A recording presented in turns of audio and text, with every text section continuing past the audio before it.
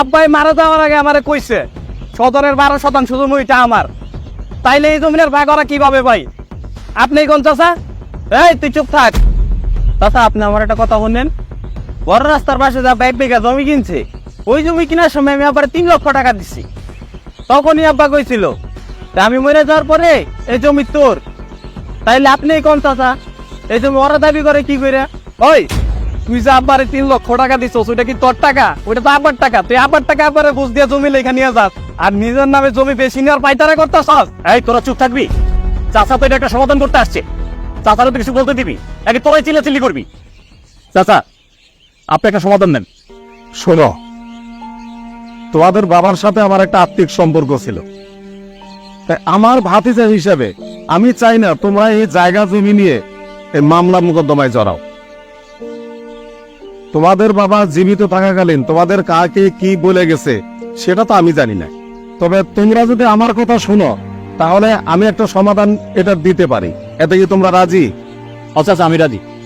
তাহলে শোনো, তোমাদের বাবার যে সমস্ত জায়গা সম্পত্তি আছে, এই সমস্ত জায়গা সম্পত্তি এই আমি তোমাদের 3 ভাইয়ের নামে সমানভাবে ভাগ করে দিতে চাই। এতে কি তোমরা রাজি? বলো। না তো আমি রাজি না, আমিও রাজি না। তোমরা যদি আমার কথা নাই মানবে তাহলে আমাকে কেন ডেকে এনেছে এখানে? হ্যাঁ, আমার কি সময় মূল্য নাই? তোমাদের জায়গা সম্পত্তির এই সমাধান আমি দিতে পারবো না। তোমাদের সমাধান তোমরাই খুঁজে নাও। শুধু শুধু তোমরা আমার সময় নষ্ট করলে।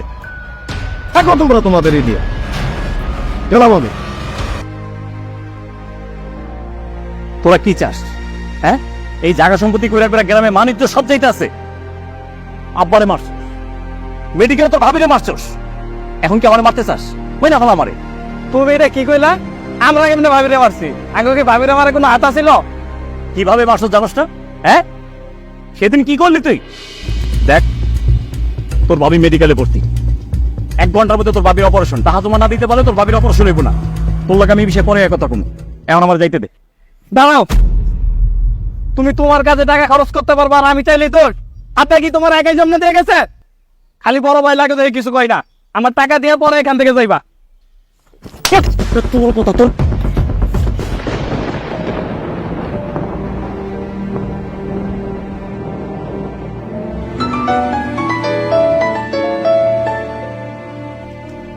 হ্যালো সাদুদুলা ভাই, কই আপনি?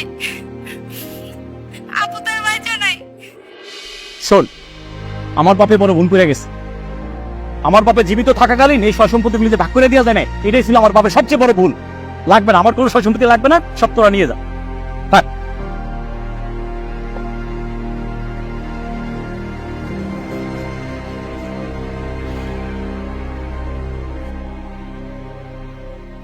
আব্বা, তোমারে কে কইছে এই দুনিয়াতে এত জায়গা সম্পত্তি রেখা যাইতে?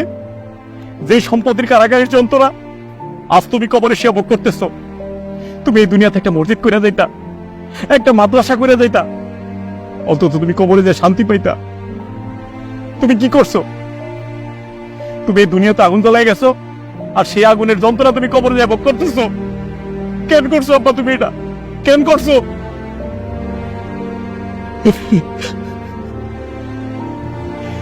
আল্লাহ, তুমি আমার আব্বারে মাফ করে দিও। আল্লাহ, আমার আব্বারে মাফ করে দিও। আল্লাহ, মাফ করে দিও।